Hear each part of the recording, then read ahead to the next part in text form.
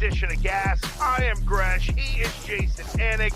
You were playing everybody and we're winning the game last night. The head coach is fighting people on the sidelines. What do you got for me?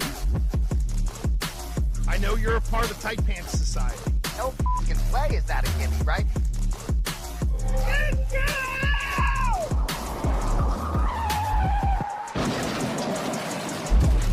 Oh, you know you missed these two beautiful faces coming to you here on this Tuesday morning on Gas Morning Drive. I am Gresh. He is Jason Anik. Woo!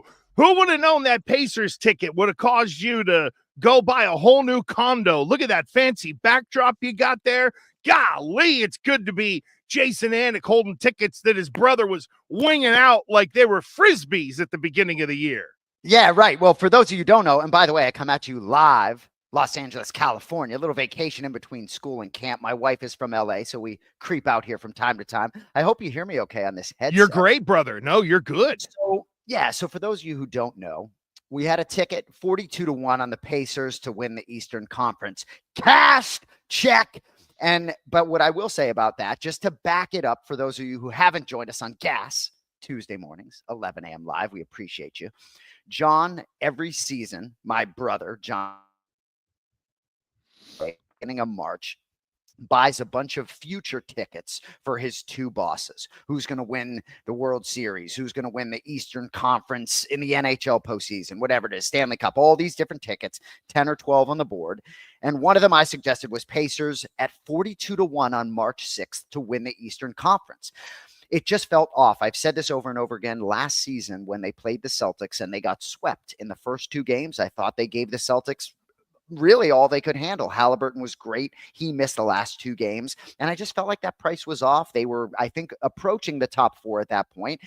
And, you know, I didn't really believe in Cleveland, New York, and I thought it was going to be tough for the Celtics to repeat. Anyway, hedged about 1,000, Gresh, if I'm being honest, right, on the Knicks, because my nightmare, just like Jaylen Brown, the Knicks beating, Jaylen Brown said it was like dying, but, losing to the Knicks. So anyway, thrilled New York's eliminated. I know we'll get into that, but yeah, cash it, baby. Cashing the big ticket on what I think will be a pretty quick NBA Finals. And I know that you and I will unpack that a little bit later on because we are going to get to crapping on the Knicks, and there is some Giannis buzz. But I think today we need to start with, I guess it would be the biggest story in New England sports right now, Jay, because Steph Diggs, wide receiver of the New England Patriots, was a high dollar ad. And he had a little boat video during OTAs last week where it was Steph Diggs. And I'm sorry, but if we're going to be real about this, when they showed all of those girls huddled around him, it looked like the beginning of a Bang Bros video. Just on a boat instead of a bus, in all seriousness. Like, I'm thinking, when are these people all going to start getting naked? And then there was the little box of something that I'm going with that Steph Diggs opened up. One of the girls grabbed. She was trying to get in there. He was basically like, yeah, maybe you want to get off camera or whatever. I have some thoughts on this based on the internet sleuths, but just start with what did you make of Diggs doing that? And then the Mike Vrabel response the next day of, hey, we want to make sure we make good decisions. So our producer, Cody Merrow, first texted us this video, and I think his comment was WR1 being WR1. And I was like, yeah, like, give me all of this. Dude's a pimp. Call me young and naive, whatever it is. Hey, call me young anytime you want. But my first reaction was like, okay, Steph Diggs, right? Now, I wasn't making the immediate correlation that maybe organized team activity would be a better place. But, you know, I used to think the O stood for optional. I know that they're voluntary. Mm-hmm. And look, we could talk about this if we just isolate sort of the OTAs, right? Different players at different stages, right? Carlton Davis was enjoying himself as well. He's new to town. I would have loved him to be there too. But, you know, Tom Brady was always a staple at these OTAs. Mm-hmm. But in the last 5 years of his career, he didn't go to OTAs. And at the end of his Patriots career, I think when he had 1 foot out of the water and didn't want to be there anymore, he certainly wasn't there. So I guess I like that Mike Vrabel's there to handle this and not Gerard Mayo. Can you imagine what Gerard Mayo would have done? And who knows? I mean, do you think Vrabel reached out to him personally? Yeah, oh yeah. There was 100% a conversation, and let me be clear about this. There was somebody online, Jay, who zoomed into what Steph Diggs was holding, and I guess there is a well-known like Kush place, either in Florida or where Steph Diggs was, and it looked like it was in one of those containers, and someone zoomed in, and it looked like it was nothing more than a pink lighter once they did the zoom in, right? And like, yeah, like a pre-roll tin is exactly, Cody Merrow nailed it in the chat for us. That so I didn't jump to this guy's handing out party favors on a boat like he's Diddy or something like that. I don't go there. I think there are bigger concerns. There are three things that I'm hearing about Steph Diggs right now in terms of him being in Foxborough. Number one, he's around, but not enough. Number two, there's little to no mentoring going on right now. And number three, this guy's trying to come back from a knee injury where they've got to be sure, like being on a wobbly boat, right, doesn't feel like the best thing for a guy who's trying to come back from a torn ACL. So I think there are warning signs in Foxborough of, maybe he does have some of those bad wide receiver one tendencies. And I think with Vrabel, it's early enough to kind of nip it in the bud. But what I think we might have to give up on, Jay, which is kind of devastating, quite honestly, is this guy maybe holding the hands of these young wide receivers and being a mentor. I'm now actually kind of happy Mac Hollins is in the room as another veteran guy for people to be able to follow in case Diggs goes on, a Diva 1 type of year. Mac Hollins was helping the coaches at one of the organized team activities when he wasn't even playing or practicing himself. So that's all you need to know there. I didn't want the Patriots to sign Stephon Diggs until they did. And I was all fired up about it, So when I first heard that name bandied about, I thought maybe not the best fit. And so this doesn't completely surprise me. On Sundays, if he's one of the wide receivers on the roster, I think that's still ultimately going to make me happy. The mentorship doesn't really bother me. I didn't have much expectations there. I think he's still early 30s. Just kind of is what it is. Never struck me as the most mature guy. But as long as he puts in the work himself, I think things may be okay. But if you're asking me today, June 3rd, if I could do a redo, I'd say, yeah, I think the room has some depth in it already, and move on maybe. You could have gone with another veteran wide receiver that would have fit a little more of to maybe what you're looking for. And the thing with Diggs is there's no question he is explosive. He can dominate a game. But let's also remember, this was a guy who, when it really got pressurized and they were in Buffalo, in Kansas City, about to lose again, that guy's ranting up and down the sidelines, losing his mind, to where even the Bills were like, okay, we've sort of played this out. It's kind of time for us to move on. And I do wonder about, now luckily, I say luckily, but the Patriots are likely to not be in real high pressure situations this year where someone like Diggs might crack, right? Like maybe a playoff game, but he's not going to lose his mind over that. At least I wouldn't think so. But there is that element of the guy where he can break, he can crack, he needs managing. And Bill Belichick was, Jay, forever worried about the one guy that I have to treat special. And when it got to that point with Randy Moss, he was out the door because there was the Tom Brady example there. Well, now New England has none of that. Now it's up to the head coach to set the standard and hold the standard, at least right now, especially with a player like this, because, Jay, I don't think there are going to be many even veterans in there who, if Diggs really goes off the reservation, I don't know how many, like there's no more Dietrich Wise, right? We would hear with Willie McGinnis. I used to hear it from the old players all the time. Hey, listen, nobody, when Willie got involved, everything stopped type thing. There's no one like that in that room. If this guy does start to act up, it's kind of all on Vrabel, I feel like. Yeah, well, and I unless I'm mistaken, is Kyle Duggar the longest tenured player on the team? I mean, that may be the case. And so, yes, your point is well taken there. But frankly, Gresh, I thought Diggs would be a good fit if they win games and a terrible fit if they lose games, right? He is not good for culture if things ain't going well. You feel me, right? Where things are going well, I think things could be just fine. But ultimately, there's so many good things to talk about with this organization from a leadership standpoint, especially with the coaching staff, that frankly, I got a lot to talk about on the offensive side of the ball that doesn't have to do with Diggs. You feel me? No, I feel you. And, there's a lot of buzz about the running backs, a lot of buzz. And I know you're not a Ramondre guy, but I think there's some excitement of having two guys that are that are big, that have explosiveness, that can catch the ball out of the backfield. I think there's a lot of people kind of smarting up at Foxborough on that now. There's just something amiss with Diggs, and hopefully they can figure it out. And by the way, you did nail it, Jay. Duggar is now the longest tenured New England Patriot, and he came to the organization in 2000. 2020, you mean? Yeah. Oh, sorry, 2020. Yeah, my bad.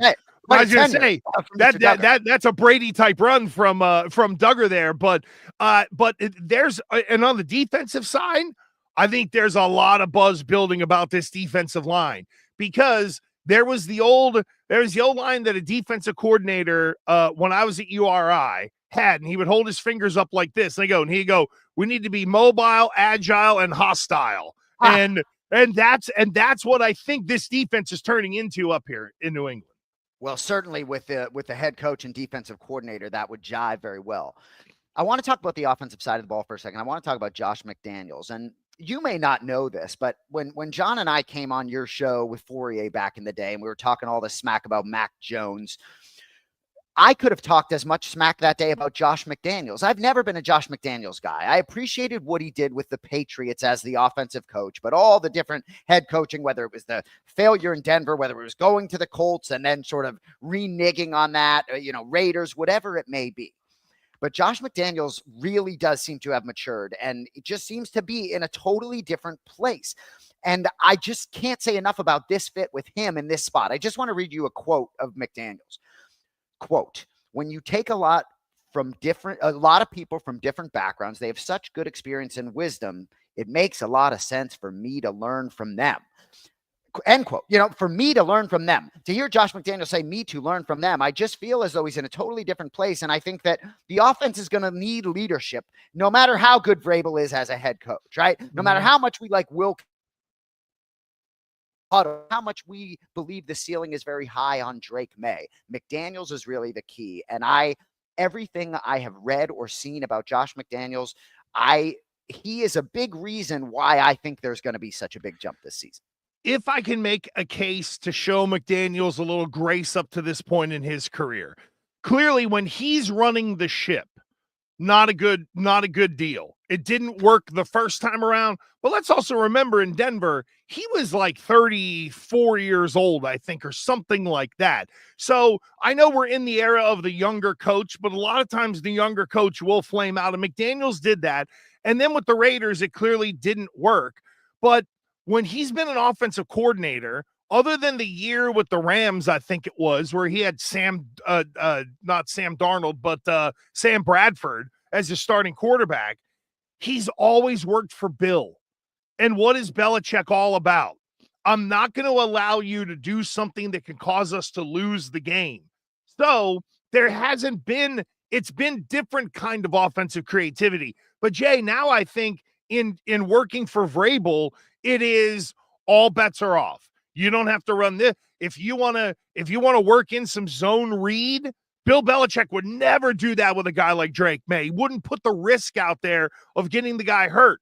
Now with Vrabel, sort of the mind is open a little bit. So I'm very curious this year, Jay, for what version of Josh McDaniels we get, because he's working with a guy who is now much more open-minded about pro football than Belichick was. And I think there'll be some creativity in there, especially with Drake May and his legs, that will allow the quarterback to kind of keep the chains moving in the right direction, even if it isn't going great.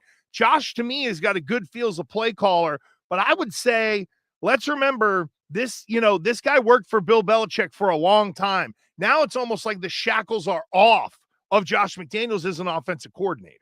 Well, yes, and I like that you use the word open-minded, and I also think Josh is very open-minded. I've read some comments about him talking about running some stuff that he's never run before, but the personnel lends itself to some of this stuff, and he's all about running it. And I think the real sort of between the lines, what I read is what you just said about Drake May using his legs. But there has been some talk about Drake May sort of not repeating mistakes and being a quick study.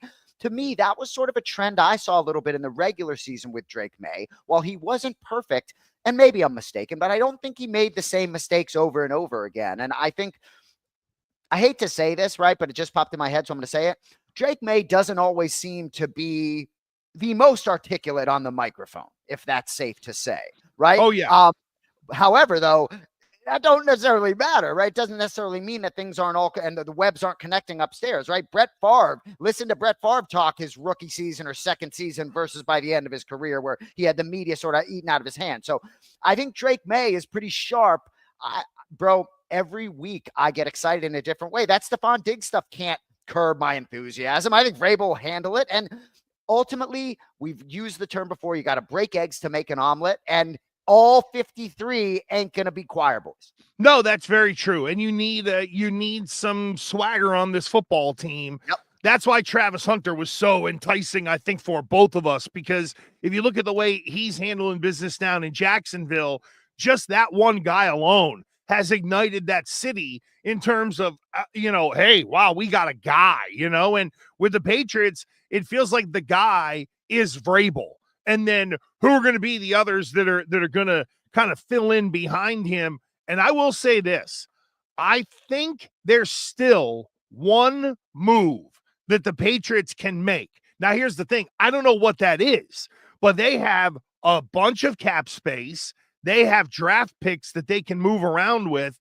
And if you think you're going to be good, if internally, Jay, they're projecting, hey, we can win 9 or 10 games, then you're talking about trading playoff value picks. So do you trade those before people get hip to the fact you might be good in thinking, wow, the Patriots are going to be mid. I'm going to get me, say a top 15 pick in whatever round, when in reality, it's going to be a little more in the high 20s because you expect yourself to be good. So the essence and the timing of kind of what they do, and there's Trey Hendrickson out there. I don't know if they need another defensive lineman, but if some wide receiver gets his nose out of joint early in camp, I wonder if the Patriots could be there to swoop in, because if it's literally a matter of we got to bake in $30 million to someone this year, oh my, then that knocks their cap space down to $37 million. Like, it's there for them to write a big check for somebody this year, skip some of the process, bring in a wide receiver, make them happy, and then you're paying that guy accordingly as you go, not having like a balloon payment of $53 million at the end of a contract. Well, and Cody just dropped Mark Andrews' name into the chat. That's interesting to me. I really trust the place in which the organization is at right now to make whatever sort of decision that is. But even without Stephon Diggs, I really am very confident in the emergence of a nice handful of guys from that room. Kyle Williams being at the top of my list, right? Rave reviews so far. I said on a prior episode, I think they hit the wide receiver. And I know that we're a couple months before game one. I don't care. So I really believe in Kyle Williams. And if Kendrick Bourne is healthy, right? He hasn't been there at the OTAs, has he? I haven't heard really anything about Kendrick Bourne. So if he's healthy, I still believe in him a little bit. And I do think some of the emergence of some of those young guys potentially. Cody thinks we need a corner. I hear you. I think we're pretty good in cornerback. But ultimately, I think that money, you've alluded to the fact that they could be making one move. It's not going to surprise me if that move isn't out there. Trey Hendrickson, I don't know. I don't see that happening. They don't need another defensive lineman. I think they're loaded up there. It would be for more offensive help or another offensive lineman. Right. This guy they signed, Schweitzer, is in a battle with Cole Strange right now.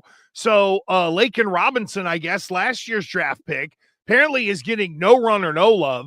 We've heard nothing about Caden Wallace. Caden Wallace, the kid from Penn State last year, 3rd round pick.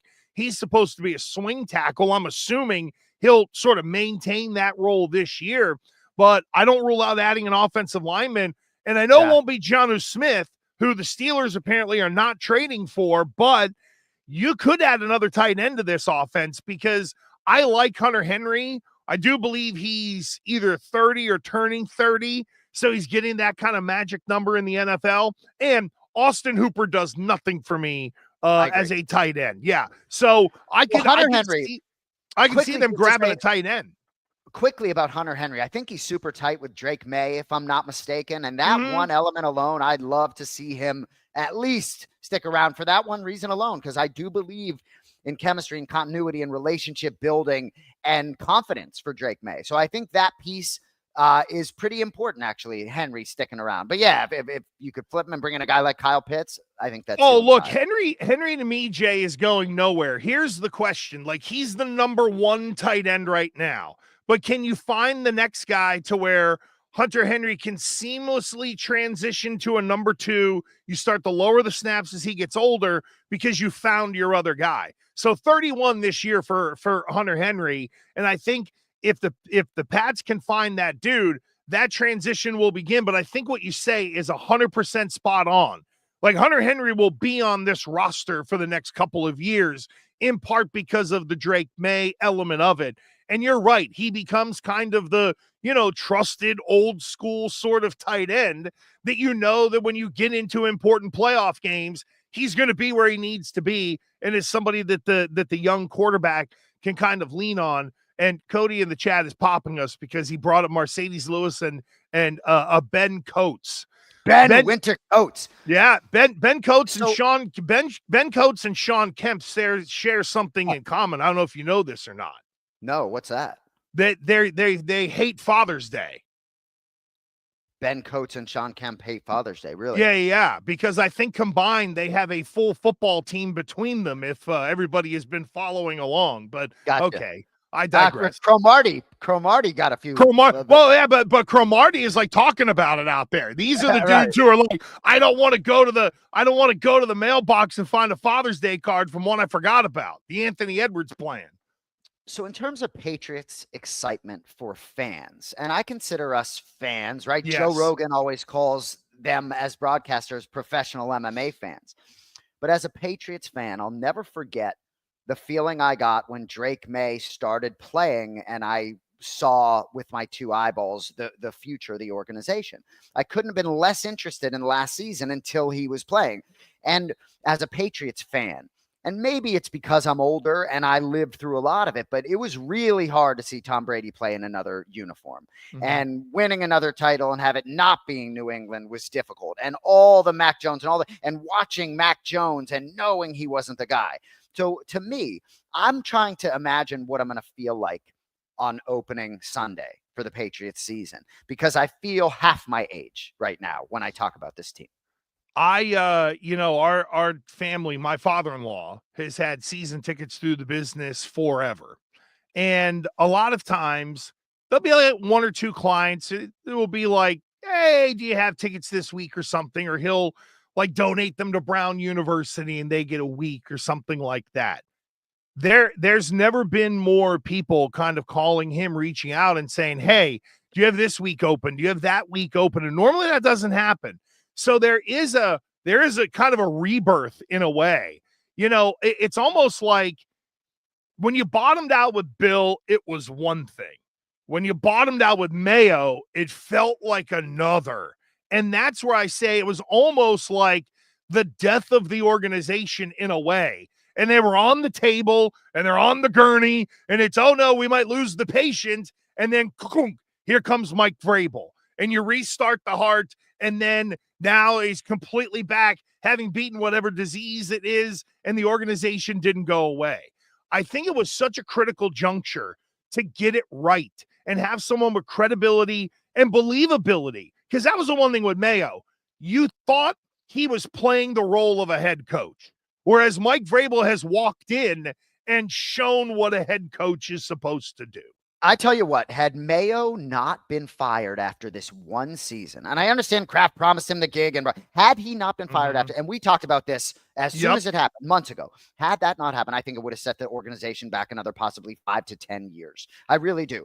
And was it Mac Jones' rookie season when they were 9-4, at one point in the 1 seed? Was that his rookie year or his second? That was his no, rookie year? That was rookie year, because that was when they ended up 10-7. He threw for 3,800 yards, and then it went downhill after that.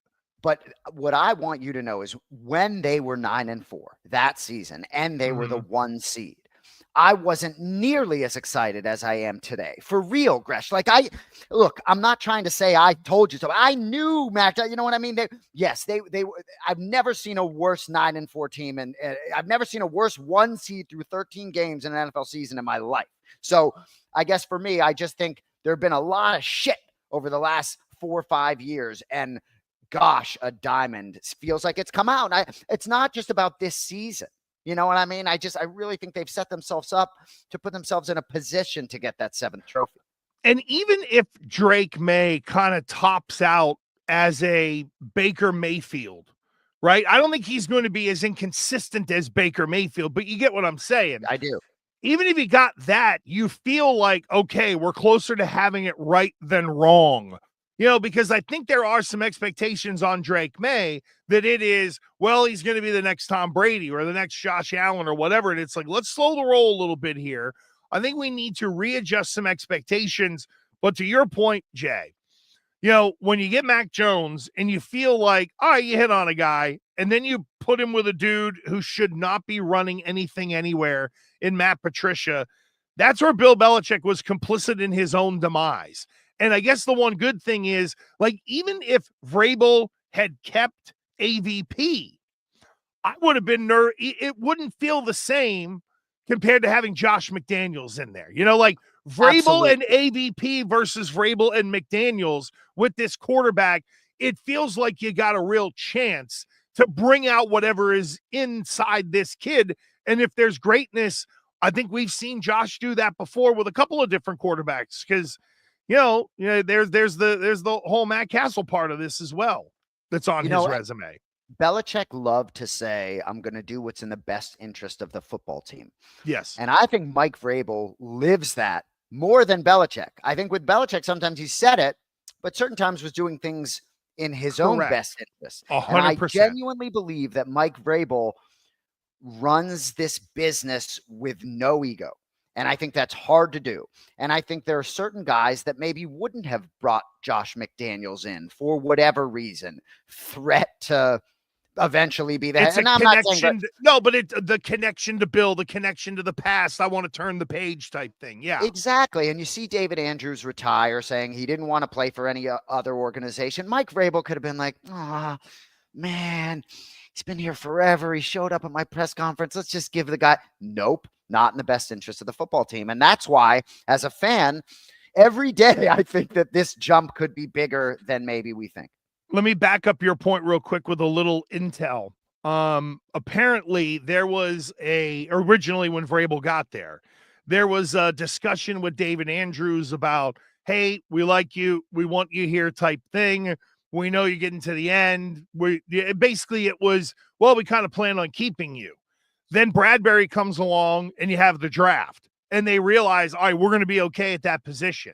And even though Vrabel had kind of told Andrews, hey, you're going to be here, ultimately it was just a phone call that ripped the Band-Aid off. And I think David was hurt by that, maybe a little bit from what I understand.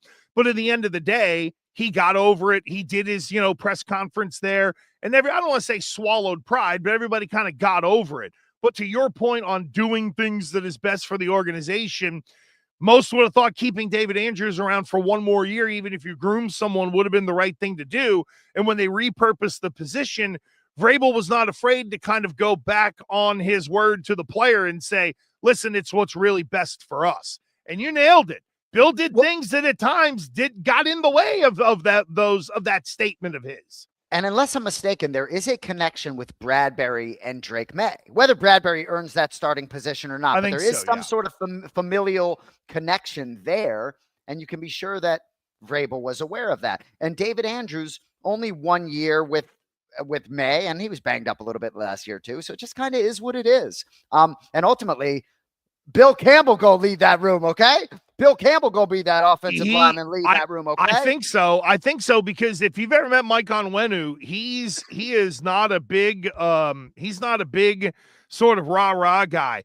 The connection was Bradbury's brother-in-law played baseball with Drake May's brother. So that was kind of the 6 degrees of May separation there for a guy like Bradbury. And I think the kid from Georgia needs a year. And then he's gonna have a chance to get in there. That, by the way, the center spot might also save Cole Strange, because if for some reason someone gets dinged up, they've at least cross-trained Strange to probably be more backup depth than anything else if he doesn't end up winning that left guard starting job. I will go to my grave thinking that Belichick just like nobody's talking about this guy. I can mold him. Like, get the fuck out of here. I'm sorry. I know what Belichick has created, but when I went on your show 2 years ago, it was time. Brady should have been the one they retained. Don't get that Cole Strange pick. Belichick gets so cute in the draft. No more bullshit. Go ahead. He started almost every game he's played. Like, that's where I always push back and be like, I know we look for everyone to be a superstar, but he did fit in. We'll see if he still does, because they're also changing the run game again. And there's a little worry here for me, Jay. It went from Cam Newton, then it was back to the Pats run game, then it was Matt Patricia's run game, then we tried to go to Bill O'Brien's running game, then we had Alex Van Pelt's running game, and now we're going to go back to Josh McDaniels' running game. So it's now a 5th year where the offensive line, like when Fat Patricia was in there, it was they're going to do the zone stuff. And they figured out real quick they didn't have the personnel to be able to do it, and Matt couldn't coach it. So I am interested to see what style of run game the Patriots land on, considering they have jacked around with it here for 5 or 6 years. I'll tell you what, you know what's really going to help with Drake May, and I'm not kidding, the fact that Josh McDaniels coached Cam Newton. Think about what they did with Cam and how they had to reinvent the offense that year, because that guy can't read a book and he couldn't hit a bull in the ass with a fistful of rice. So you had to make sure that you could do, I mean, think about it. That guy had all those rushing touchdowns. That was one of the years where I think McDaniels learned some plays and be like, okay, if I get somebody who can actually go think out there like Drake May, now we start to see the next layers of some of the stuff that they were calling with Cam Newton, that he was too mentally or physically inept to be able to run. So off of what you brought up earlier, I think there's some translatability there, let's call it. Well, and I love how long we stay on the Patriots, right? We could skip over the Red Sox in 2 minutes, but I do hope that the organization is smart enough to put some film on for Drake May of Lamar Jackson and Jaden Daniels and watch the way they dance out there, for lack of a better word, because I've talked about this I feel like I talk about it every week, but I think that is oftentimes quarterbacks that can move a little bit. Those plays are best when it's a broken play here or there, or even if, a nice little sort of boot that's designed to maybe get 6-7 yards. And I think Drake May is such an athlete and such a competitor. He has to be able to shut that off and allow himself to be a little bit of a specialist at the position. Because ultimately, I mean, you watch the dude play basketball and you can understand why he's just, guns blazing every step of the way. And you got to be out there for 18 weeks. Yeah, I think they can manage that. I hope they can. And we very much hope that the kid Drake May can hold up. And now with that, ladies and gentlemen, we transition to the 29-33 Boston Red Sox, who are not trending well. And you know what we're about to get? My man Christian Fourier, Jay, would say FE, which stood for fake enthusiasm. And sometimes as an organization, you are trying to get people enthusiastically to follow you. Like, boy, Mike Vrabel's here. I'm back on the Patriots. And now it is oh boy, we're sinking a little bit. People are woofing about Cora. Here comes Roman Anthony on the call up. Here they come. Here comes your fake enthusiasm of we got to do our sleight of hand. Hey, it's bad over here, but look over there. Here's the guy that they're sneaking out of the Woo Sox clubhouse because he's so well known. This is a wild video, Jay. of at the Woo Sox up in Worcester. For those who remember the Paw Sox, God rest, but it's now the Woo Sox. And Roman Anthony had so many people lined up to like mob him to try to get autographs or whatever that they put him in a like a laundry cart, covered him up, wheeled him out to the bus, literally stood as human shields as the guy hopped out, threw his bag underneath the bus to be able to get on the thing, because there were all of these, strap hangers, kids, whatever, looking to get their whatnot sign. Because if you followed Red Sox baseball, you know what is about to come. It's almost that date on the calendar where they keep another year of control on the player. They're going to manipulate the whole thing. People have been screaming for Roman Anthony, and in a week, the Red Sox will go, shit, we're 6 games under 500. What do we do? Call the kid up. That'll bring people to the ballpark.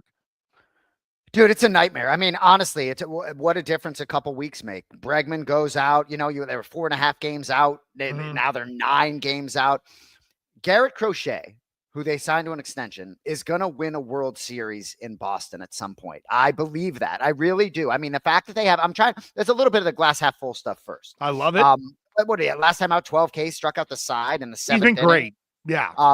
6 of their last 8 losses for the Red Sox, they've scored 2 runs or less, right? And I think most of those, there was only 1 game where they scored 2 runs out of those 6 losses. Just brutal, right? Yesterday, with that Richard Fitz, who the fuck is that guy? Richard Fitz, right? His name is Dick.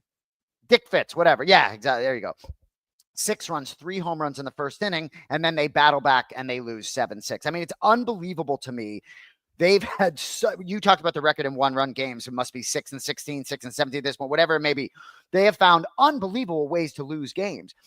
But gosh, as we said a couple weeks ago, it's May or whatever, hanging around a little bit. I feel totally different today. I don't believe in this team long term. I think by the time Bregman comes back, it's going to be too late. Gosh, I hate to say look toward 2026, but I would really be wanting to have conversations with Bregman now. I know I brought this up the last couple of weeks. And yeah, you talked about it last week. Bring up the young guys, whether it's fake enthusiasm or not. It's really hard to believe in where this team is going this season at this point. I agree. And Crochet, I didn't realize this, Jay, in the American League, right, where they had a head start in compiling and sitting on hitters. He's got a 1.98 ERA. And I know the word BABIP and VORP and blah, blah, blah. No, I don't give a shit. Like, you know what? Like, honestly, I mentioned last week, Aaron Judge 2 months into the year is almost hitting 400. I don't care what the new age stuff says. That's amazing. This guy's got an under 2 ERA, and they're 4 games under 500 right now. And it's more than just Bregman. This whole thing with Devers has been completely mishandled and backfired. And if there's one thing that the organization, Jay, is completely guilty of when it comes to Devers, is not understanding the sensibility of the player. There are some guys you can go to, and like Dustin Pedroia, if you said to Pedroia, I need you to catch, he would have got his little rear end back there and would have found a way to get through a game. He'd have been looking over and getting the signs, but he would have done it, right? And that's the thing with Devers. They missed on how sensitive he would be to him. They gave him multiple mixed messages to a guy that doesn't speak the language very well either. So how much give and take has there really been? And that's the part. It feels like that cloud now, Jay, to me, is kind of hanging over this team a little bit. And they're not going to, that's got to come to a resolution finally at some point before they can kind of move on. I agree. And as much as we both love Alex Cora, he's got to take some blame for not being able to sort of manage Rafael Devers, right? He's the guy that I thought would get him excited about playing first base, or whatever it may be, or accepting the fact going back to third. Like they needed him to go back to third, and he was like, "No, you told me I'm the DH. What the hell now?" It's like, okay, now you're really drawing a line in the sand. Well, and when you think about Julian Edelman playing defensive back, or Matthew Slater, or these guys in the Patriots that sort of stepped in, and we did talk about what Devers did after the meeting with John Henry, but there's definitely something amiss there. And I'll tell you right now, maybe it's an untradeable contract, probably is, Gresh, but gosh, man, he's slugging it. Maybe see if anyone wants to bite on that and have a little bit of a reset at this point, because you talk about culture a lot, and you had said Tristan Casas, you just felt like for the culture was not a good fit. And to me, I know I'm an intangible guy. I know I'm a chemistry guy. But if you're going to hoist one, you got to have those intangibles and that chemistry and that playing for one another. And this team, even if they were to start to play really well, really hard for me to see them sort of galvanizing and rallying around one another. Yeah, I'm with you on that. I'm losing hope, and now my worry is getting a little bigger when it comes to, will the organization react harshly and get rid of the one guy who, even though he may not have handled Devers properly, the one guy that we know we think we can count on, and that is Alex Cora. It does, and you know what? Maybe they end up trading him. I know it's rare for the manager trades, but there are not a lot of teams that are willing to pay $8 million a year. And I also think John Henry doesn't want to swallow that. So maybe it's creative trades considered, and maybe there will be a call that will come in on Alex Cora. Let's crap on the Knicks. Can we do that, please? Can we crap on the Knicks? Because we would like to thank the New York Knickerbockers and their ass hat fans. Woo! What a bunch of jokers who are, yee, we won game 2. And they went out there and partied like they won the Eastern Conference. I know you cashed on the Pacers, but the floor is yours, Fred. So I gave about 1,200 back hedging. I think I mentioned that earlier, right? Yep. It's really hard to win an NBA title. It's really hard to win a conference, right? When the Celtics won the Eastern Conference in 2022, and Marcus Smart was there, right? Shout out Marcus Smart, didn't win the real ring. I was so ecstatic that they got through the conference. And my younger brother, David, I sent him a text when the Knicks lost. And I said, I was being sarcastic. I was like, I can't remember. Is the phrase, they don't remember who lost the finals? Or is it they don't remember who lost the conference finals? I can't remember which one it is. But either way, we're not going to remember that. Maybe Ben Stiller will. But we're not going to remember this Knicks team, right? And I have to say, I didn't send any messages, push out any tweets after the Knicks were eliminated talking smack. That's not my style. And a lot of my friends from Boston, that's not their style either. But all these New Yorkers sliding up in my DMs. These guys are going to remain nameless, but there are two guys. One guy that works for the UFC that I don't know too well, sending me New York Knicks hype videos. My brother John Anik, Zach Candido, you know who I'm talking about, but he's sending me hype videos of the New York Knicks. Like, get the fuck out of here with that. And me, I just responded. I was like, I really wouldn't be doing that if I was in your position, right? And here they are now. I'm getting text messages from guys that this other guy barely started a business relationship with him. I never said I was a Celtics fan. He knew I'm from Boston. My condolences on the Celtics. I mean, it just blows my mind, but they're eliminated, and it's really hard to get back there, right? I wish them all the best of luck, the Knicks, getting back to that position next year. It's the wild, wild west right now in the NBA. We're going to get our 7th champion in 7 years. It's very difficult to get back there. A lot of ebbs and flows. So unless Giannis Antetokounmpo walks into town, I'm not as high on the Knicks as anyone else in terms of their future. I don't think they're as good as they were. And for those of you that didn't check out Paul Pierce's Instagram account, do yourself a favor. Here's what I would say to those people who I don't know, but I'm going to eviscerate. Knick fans, you celebrated after making the Eastern Conference Finals. And those people who were hitting you up, Jay, were freaking out over making a conference final. Congratulations, you bums. You idiots who are owned by one of the worst owners in the NBA. Oh, and by the way, don't go on the radio and, God forbid, say that Jimmy Dolan Jimmy Dolan is not a straight shot, because that's his corny little band, because that's what rich little weenies do whenever they have to stop putting their effort into their businesses. They go out and they strum the old banjo, right? So that's number one, right? Number two is, every game you won in an East final, you celebrated like you won the thing. Right. So your fans are posers. And here's another one. I found this video the other day, and it's great.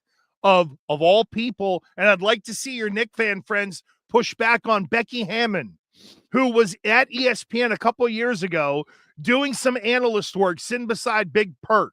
And you know what she said?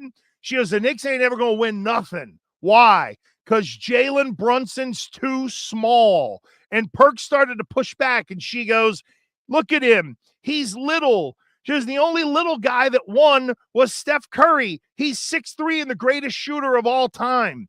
Those guys are not going to win. And Karl Anthony Towns left a team that went to the exact same spot in Minnesota that they were last year. He helped them get around further, but what do we find out about Cat in a big spot? Meow. Like he always is. So your Knicks fans can stuff it. They can go slide up the top of a greased pole because they had a 2-1 series lead, you losers.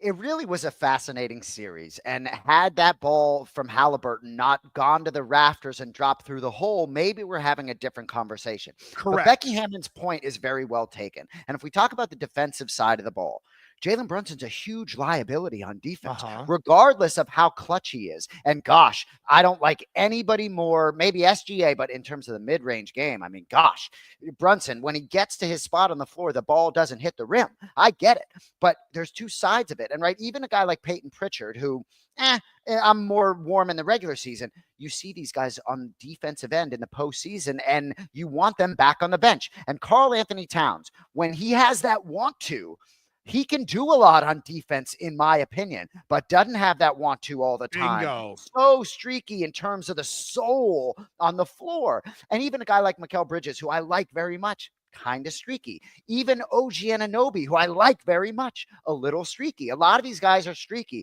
And one thing about the Boston Celtics, yes, they didn't make it this season, but they've been a great defensive team over the last few years, and that's a big part of this. So ultimately, I think that trade with Minnesota kind of worked for both teams, but I'm not sure it takes them to another level. Anyway, I got nothing else on the Knicks. I'm just so happy that we can move on from that. Look forward to getting out to Vegas to cash my ticket, 42-1 on the Pacers. Yeah, baby. How excited are you for this finals? I'll start by saying I think it's going to be a little closer than most people do. I am the opposite. This is either a sweep or the true gentleman's sweep. And let's just clean this up real quickly, Jay. The definition of a gentleman's sweep is one team goes up 3-0, then the other team gets their win in game 4, and then game 5 they get closed out. It's not the other team win game 1 and then you sweep it the rest of the way. And by the way, what I just described is also plus 650 on DraftKings for the gentleman's sweep. The sweep by OKC and last check was plus 250. So I think there are two things that are going to happen here, Jay. Number one, the coaching will be negated a little bit because Carlisle's not going to have a guy who is as out to lunch on the other side as, say, Tom Thibodeau was.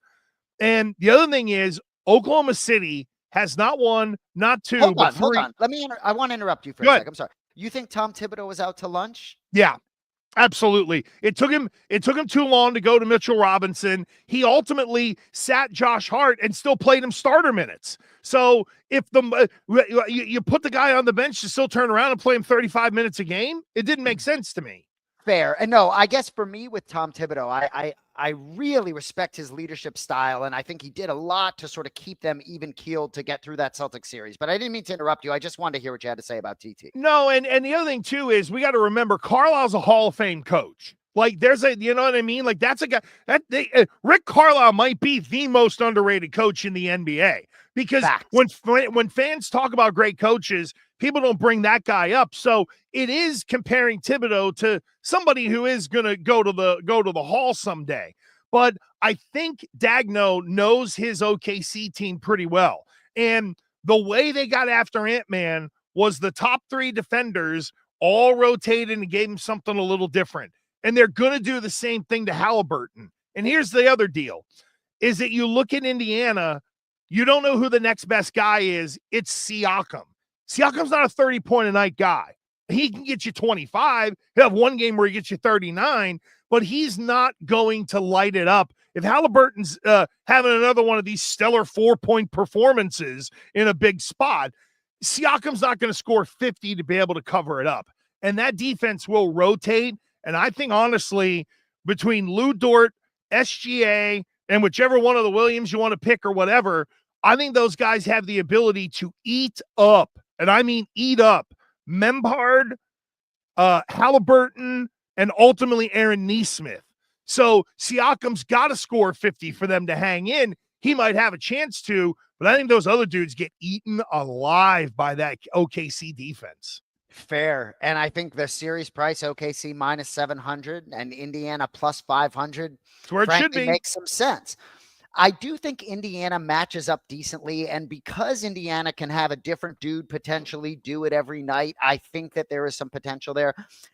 I agree with you, and I believe in this OKC team to such an extent, and SGA is my favorite player in the league. I love watching him. We talked about last week, just, 1 for 2 from 3 on the game. You know what I mean? 12 for 14 from the line. But I do think Indiana could make this interesting. One of the bets that I'm looking at is over 5.5 games. And you probably don't like this, but I see it at plus 115.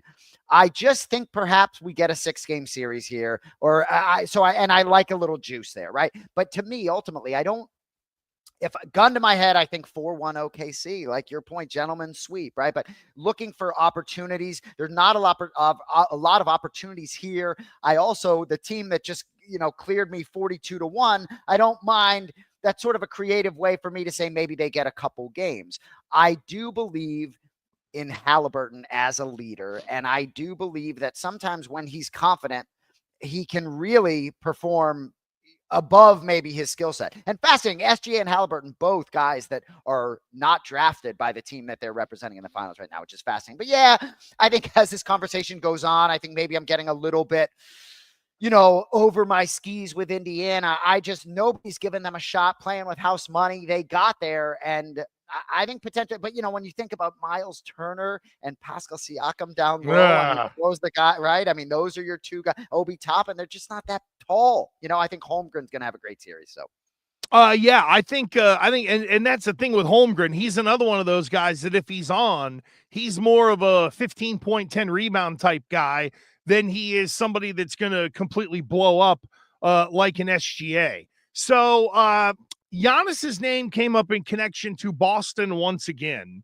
This time it was Worldwide Windhorst on ESPN, who had mentioned that the Celtics could be among the teams who could be in on Giannis Antetokounmpo. And there's, without giving people the ice cream headache, both are second apron teams. So you almost have to do a 1-for-1 swap and then throw the sweeteners in there. Like it would be potentially Giannis for Jaylen Brown and then draft picks, or if you have to get a third team involved to make it work, that would be the way. Maybe there's another second apron team out there who can ultimately jump in on all of this. But this is now the third time people other than Rubes like you and I, who just do shows like this each and every Tuesday at 11 a.m. right here as you are watching. But there are smart people that are starting to bring it up. Do you think there's some fire to the smoke that is out there of Giannis in Boston? I don't think so. It would shock me if it happened. And I believe it was Miles Turner had some comments about how these super teams maybe aren't working anymore, right? Correct. Now, if you're telling me you got Giannis Antetokounmpo and Jason Tatum on the same roster, I just really love that potential fit, right? Mm-hmm. I think they offset each other well. I think they could be very dynamic together. So that gets me very excited. But I think it's a pipe dream. I think it's super unlikely. And the idea for Milwaukee that you're going to sort of maybe build around Jaylen Brown, it would have to be a very big deal around Jaylen Brown for that to entice Milwaukee to move on from Giannis, even though Brown may be a little bit younger. I want to just bring one more thing to you, right? This is from Yahoo's Vishwisha Kumar, if it's the right name, because this is the Kool-Aid I'm drinking.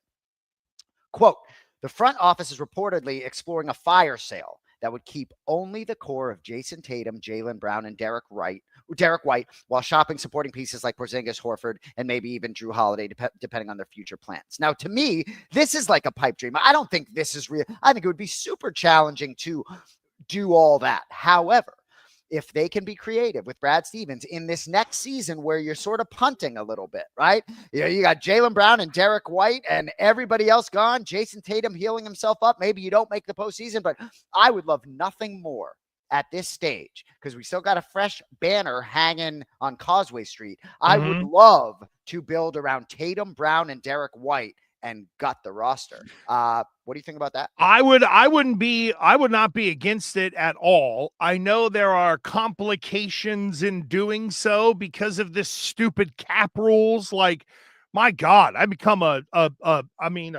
financier, for God's sakes.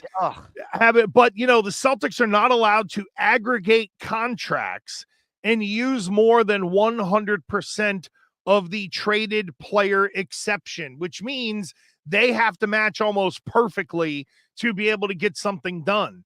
And that's where it gets a little complicated, because there is a tiny bit of wiggle room in there. But to your point, if you're trading $35 million Kristaps Porzingis, you can't bring back $20 million in money. You have to bring back all that dough to be able to match it, and then maybe peel people off your roster. So the Celtics have gotten so good, and it's such a point to the cap, to where they might have to trade for guys where you just go, he was a throw-in to make it work. They're going to cut his ass at the end of the year and just get rid of the guy.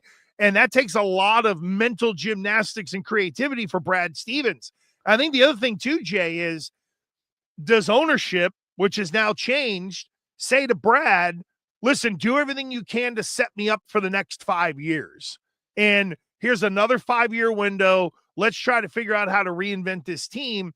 Or do the new owners come in and just say, no, keep it together. To hell with it. We'll pay $400 million in tax or something like that. Let's keep it together to go try to win one more. That's the great equalizer in this. We don't know exactly where ownership is, but getting Giannis is tantalizing, because having really Giannis and Tatum, like, I love Jaylen Brown, and he is a wonderful human being, a credit to the human race, a hell of a basketball player. But if I'm getting Giannis, JB, go set up shop in Milwaukee, brother, because we love you, but thanks a bunch. You brought us an all-time great player.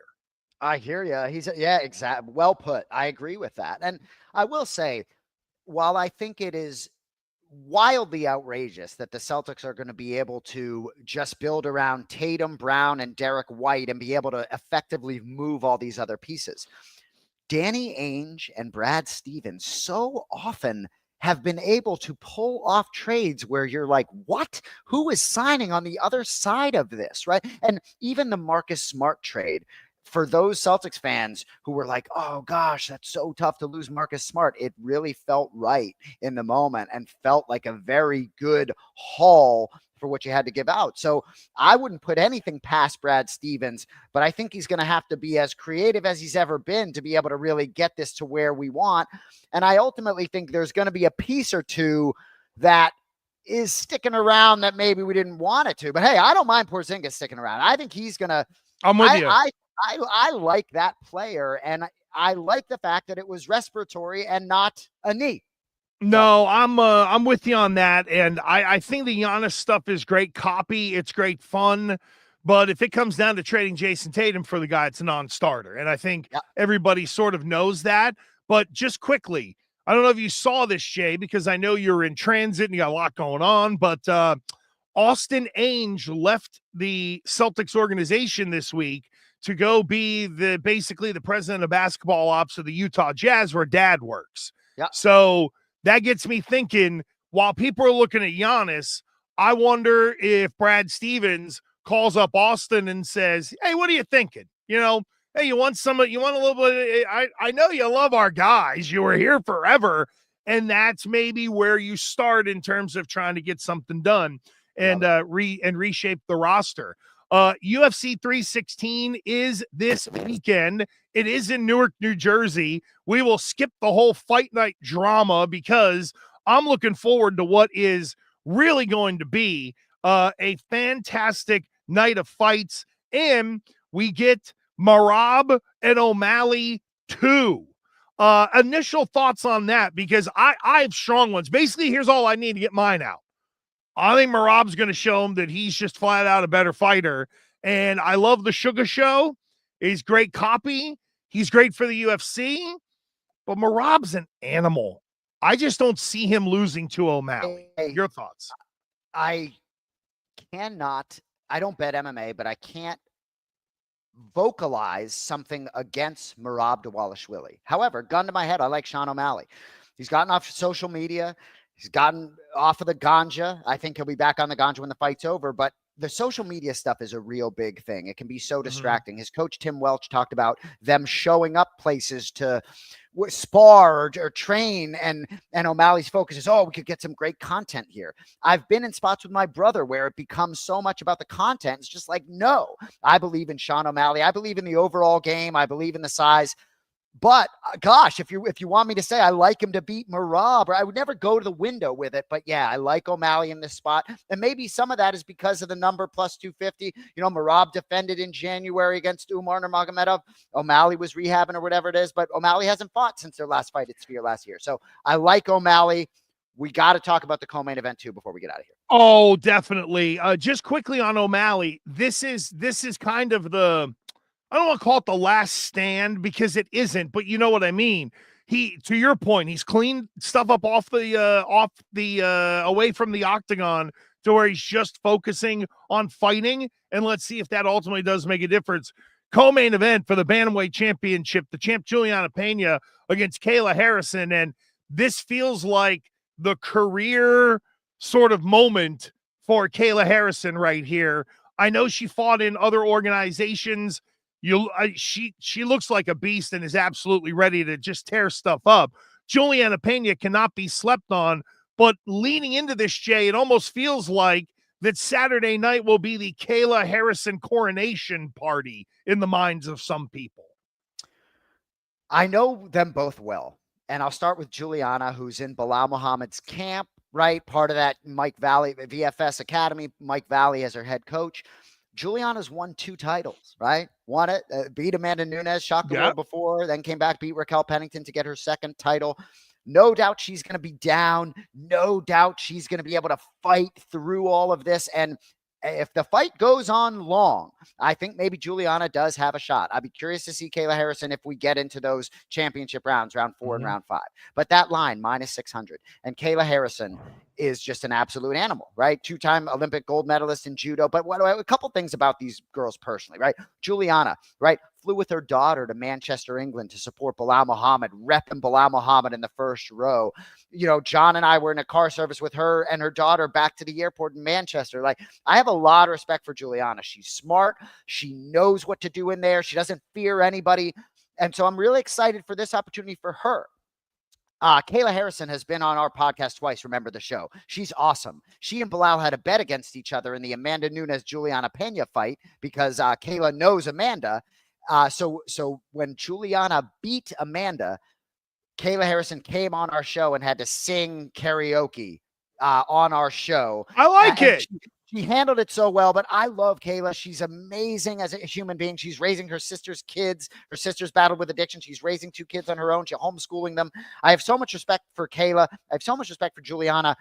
My brother has talked about Kayla's star power, and I guess for the sport, I would really love to see the Ultimate Fighting Championship with Kayla Harrison as one of their champions. So we'll see what happens. And it feels like if Kayla wins, that could set up a super fight, quote unquote, in the year of the quote unquote super fights that could happen. I know there are a lot of people that are jumping to, well, if Kayla wins, that might be the person that sort of brings Amanda Nunes out of retirement. Oh, I think there's a great chance of that. She's talked about it a little bit. I think there's some potential there, but you also, when you talk about dollars for Amanda Nunes, hey, Amanda, you want to do a quick camp? I mean, what are the dollars for that type of fight? And I think for the women's game that has not been around that long, believe it or not, I think this would be a nice sort of resurgence because I think, and especially you look at last weekend where the main event gets wiped off the board, Macy Barber and Erin Blanchfield don't end up getting to compete. I think it would be very exciting for the promotion if Kayla wins. And then there is Kelvin Gastelum and Joe Pyfer. I like Pyfer a lot in that one, but I'm excited to see Patchy Mix. And this is where, for me, going to see fights in Mohegan Sun under the Bellator brand, I got introduced to this guy. So for me, there's a little bit of a different connection. There was the wonder of how do they bring Patchy Mix into the UFC? Well, to hell with it. The spot opened up, and you throw him right on the main card against a guy who is no slouch in Mario Bautista. I think for me, Jay, it's more of the, like, I saw Patchy Mix. I saw, like, when you see this guy, it's okay, he really should be here in this spot in this moment. I think he's going to blend in right away, but it's not like, they gave him Ham Hands Harry for his first fight as a welcome to the UFC. It's let's throw you right on the pay-per-view card, and we're going to find out if Patchy Mix is a real contender pretty quickly, I think. I agree. I absolutely love this fight. And my guy, Corey Sandhagen, who lays back in the cut, I can't get him off my mind. And I expect Corey Sandhagen to compete for a championship at some point. I would love to know what the conversation was like for Mario Bautista, who's won 7 straight. Whoever that next opponent was going to be, maybe, I don't know if he saw Patchy Mix necessarily showing up in his bracket, but you may be getting the best bantamweight in the world, right? Yeah. To sort of, as your step to get into that championship opportunity. So be really interesting. It is pretty crazy. And then Vicente Luque, Kevin Holland round out the pay-per-view. It is in Newark, New Jersey, and it should be a ton of fun. I'm sure that the crowd will absolutely show out, and anything to make up for what happened last weekend. I don't like criticizing the UFC. That was the worst fight card they've ever put on, outside of the controversy of the main event. Yikes, that just wasn't a good one. So luckily they're following it up with a pay-per-view and making people like me and others happy.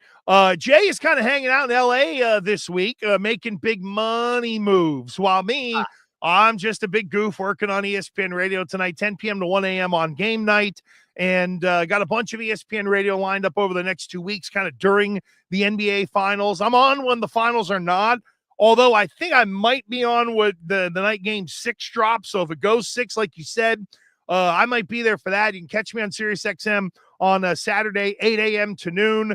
And my cat just walked underneath me, and I felt his tail hit my leg, and I almost shit my pants. Because I'm thinking, there's a critter under here. I can't see anything. What the hell's going on? He scared the crap out of me. And, of course, download the John Anik app.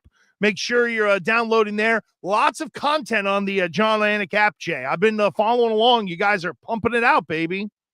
Yeah, and I will say with that John Anik app, the main initiative right now is some of the behind-the-scenes stuff. I think we're going to have a crew with us for International Fight Week, potentially sort of following John and I around to see who else creeps in. But I said to them yesterday, I mean, some of those moments in the Fighter Hotel where you're crossing paths with all these fighters and my brother's acting like a clown, fun to see some of that stuff.